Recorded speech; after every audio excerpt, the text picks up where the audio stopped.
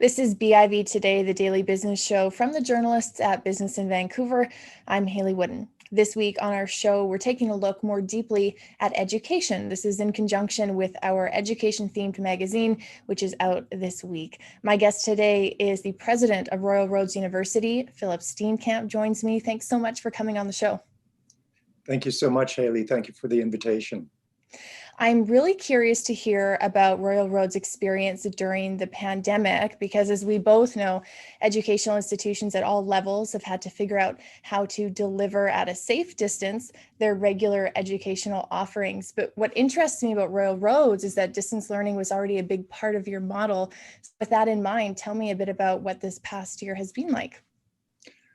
Well, it's been an extraordinary year for all of us, and for the post-secondary sector in general. I don't think it's undergone that much change in so short a time, in its history. In fact, within a matter of days and weeks, everybody had to move instruction online. As you mentioned, at Royal Roads, we've actually had over 25 years of experience offering online education. In fact, it's a combination of online and in person, a kind of blended model.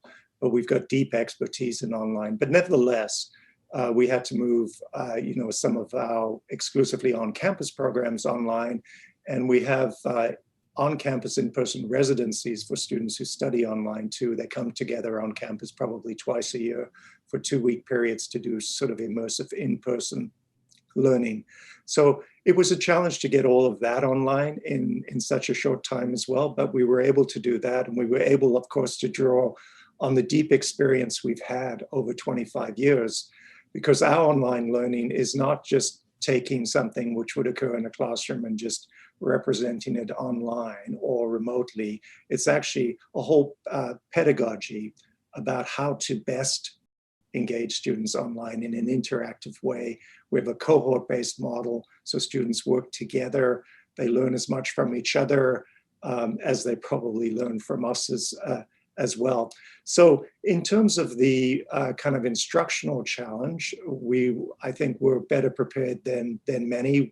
We have as well on our faculty some of the world's leading experts on online learning, people like Professor George Velestianos, who really specializes in digital learning. So we drew on our academics as well to help inform us. And in turn, I know they've been offering assistance to other institutions. So that was on the academic side. On the operational side, of course, many staff members moved to working from home, although in July we started coming back to campus incrementally. So we've also learned, as administrators, how to work remotely as well. And then, as with many other institutions, we faced budget challenges because we saw a significant decline in international student enrollment. As one might imagine, international students couldn't get here. And so we all faced budget challenges, but I'm delighted to say that notwithstanding those challenges, we've been able to balance our budget this year by cost containment and just being really kind of rigorous as a community in containing costs and looking at additional ways to raise revenue. And I did that within the context of making a commitment to the entire community that nobody would be laid off as a result of this pandemic. And I'm very proud that we've been able to meet that commitment. That's very admirable. That's really great to hear. I'm curious, one of the things I've been hearing from others in this space is that there might be more demand domestically from individuals, perhaps who lost their jobs, perhaps they feel that now's a good time for them personally and professionally to make a transition. Are you seeing any kind of demand domestically from students deciding to return to education and upgrade their learning? Yeah, absolutely. In fact, we've seen an increase probably of I think it's about 3.84% in domestic student enrollments, or certainly in domestic student applications and registrations. And I know that's replicated across many universities and colleges across the country. I saw the Ontario numbers today, where you've seen record enrollments at universities like the University of Toronto, McMaster, and others. So clearly students are making the decision that in the current context, and as a result of the experience they've had through the pandemic, making the decision to go back to post-secondary, to upskill or to reskill, or to get that particular kind of credential, which will help position them well in the labor market moving forward. Of course, at Royal Roads, our demographic is a bit different than a traditional university. The average age of our undergraduates is 27, and the average age of our grad students is 40. So we deal with a lot of early career and mid-career professionals. But even in that area, we've noticed a lot of people coming back and saying, I want to upskill, I want to kind of move on in my career, or I'm in a sector that has proved to be quite vulnerable as a result of the pandemic, and I want to shift focus. And I think we will see more of that. So that has helped offset the decline in international student numbers. For that demographic, I can see how at least the option to learn at a distance could be very useful, especially for those who are maybe trying to maintain some kind of professional obligation while they're going to school. Do you find that applicants are typically driven first and foremost by that ability to maybe learn at a distance, or is that more of a secondary driver? They choose to come because of the course or the program specifically, and then it's a bonus that they maybe have some flexibility in how they learn? It is a combination, and I would say at Royal Roads that we attract students because of the flexibility we offer. So you don't have to put your life or your career on hold. You can actually get your credential while staying in your job. Not many people can afford to kind of quit work and put their lives on hold. They obviously have, many people have family responsibilities. So we offer a very flexible model, which means that at any stage, at any age, at any place, you can actually start a program at Royal Roads. And some of our programs are paced in a way which allows people to take more time. So some programs you can complete in 12 months, but then we'll have an option to complete them in 30 months, just depending on how much capacity you have. And I think increasingly, we've had that model since day one, but I think increasingly that's going to be an important kind of model for people moving forward, because many people, I think, coming through this pandemic are not going to have the luxury really, of taking the time off to study full time. They'll be looking to come in and be able to study on their own time. And we have designed a model specifically for that. The other thing I'm noticing too is that some people also don't have the time to complete an entire degree. So we increasingly are looking at micro-credentials, allowing people to get a particular credential, a particular competency, and then maybe come back later and get another one, and that these credits will all be stackable over time towards a credential. But I think that really is the way of the future.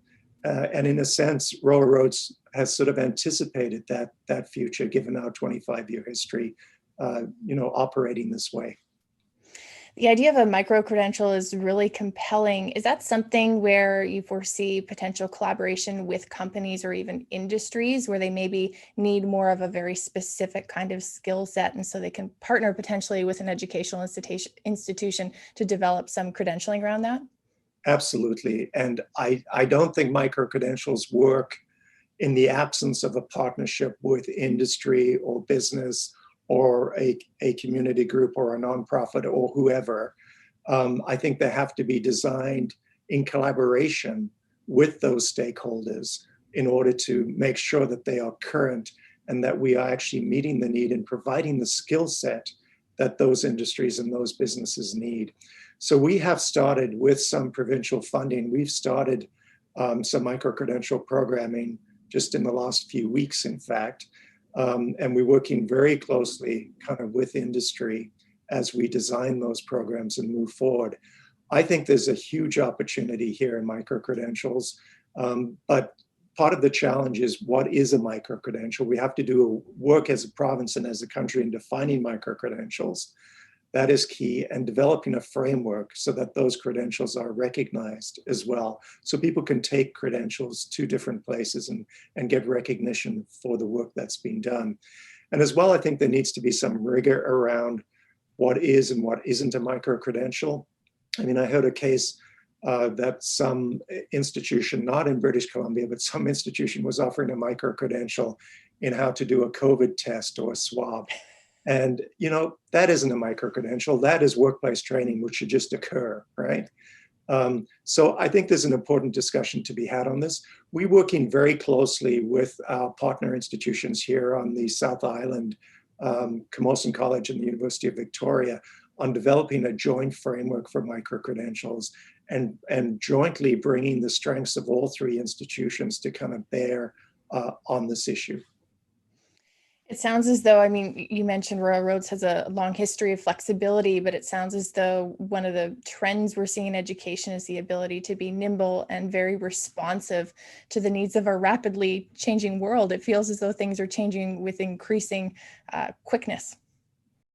Yeah, absolutely. I mean, COVID only accelerated trends that were already there. I mean, prior to COVID, post-secondary was looking at significant change. I mean, we've seen huge technological change, which just accelerates literally day by day. That's resulted in significant economic disruption in multiple sectors, as you would well know, not only retail, banking, the legal profession, everywhere, in fact. And on top of that, we've got the climate crisis, which is an existential threat to all of us. And as a result of the sort of economic disruption, we've seen kind of increasing economic inequality, and that's produced significant social unrest. It's led to the rise of populism, as we saw in the United States, and significant kind of social churn. So institutions really have to think about the role they play, equip people with the skills that they need to thrive and survive in this kind of environment. And what kind of leadership can we take on some of those key critical issues? I think one of the things that's really struck me about this pandemic is it's not just a health crisis. This is a crisis that's spilled over into other sectors really rapidly. I mean, into the economy, into the education system, and on and on and on. So increasingly, I think we need to be working on providing people with the skills to think about these complex problems, but in particular to think about the way they're interconnected. So I think, systems thinking is going to be absolutely critical moving forward. And, we hear from industry that the kind of skill sets they're looking for in people, including, obviously the kind of hard skills and the technological skills and the digital skills, but increasingly looking for people who can demonstrate critical thinking, problem solving, creativity, collaboration, and systems thinking.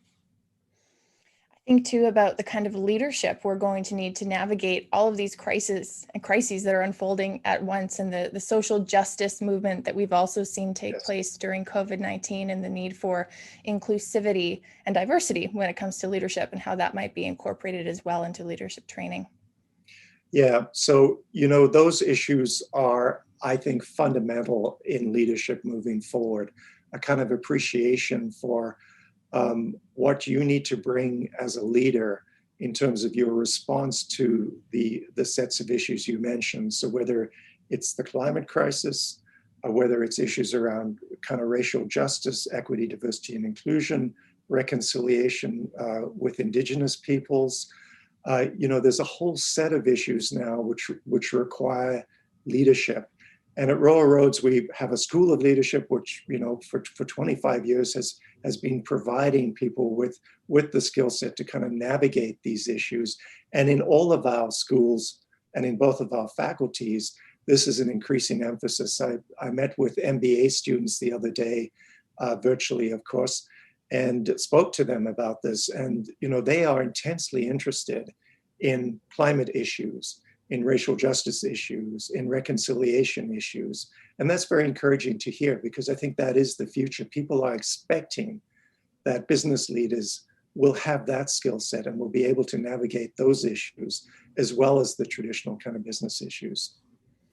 In our final few minutes left, we know BC has a vaccine rollout strategy. Of course, a lot can happen that might derail that strategy. But as the leader of an institution like Royal Roads, how are you planning for the year ahead, and what are your priorities for 2021?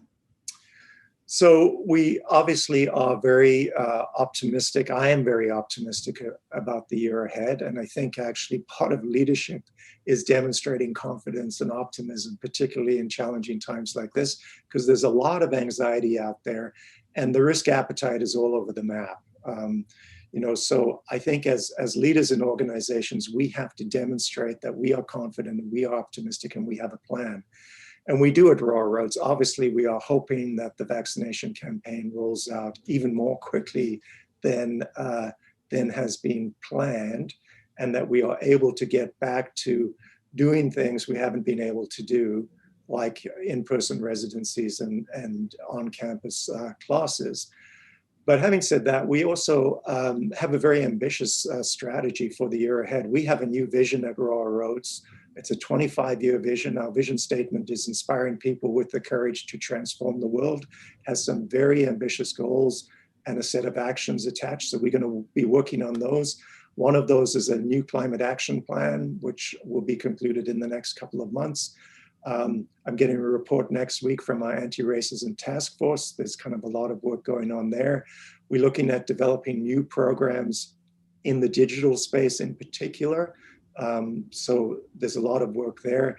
We have a brand new research institute called the Cascade Institute, which looks at research on all of these complex challenges and the interconnections among those challenges and the key interventions that are needed to address them, and a proper kind of communications and engagement strategy around that. So that is going to be a big focus for us. And the other thing, of course, about this year is that last year was our 25th anniversary, which kind of got derailed because of the pandemic. So we're going to treat this year as our 25th anniversary again. And we're planning all kinds of activities and celebrations around that. And then the last big initiative, I alluded to this, is we're working very closely with Camosun College and the University of Victoria, and we're hoping to put together a proposal for a joint center for lifelong learning, which really will focus on that agenda of upskilling and reskilling for our local population. So lots of plans and lots of other exciting things on the agenda. Sounds like a very exciting time. I look forward to hearing about these initiatives as they progress. But for now, President Steenkamp, thanks so much for coming on our show. Well, thank you so much for the invitation. Take care. Bye. You as well. Bye. That's Philip Steenkamp. He is the president of Royal Roads University. I'm Hayley Woodin. This has been BIV Today. Thanks for joining us. We'll be back with a new episode of our show tomorrow.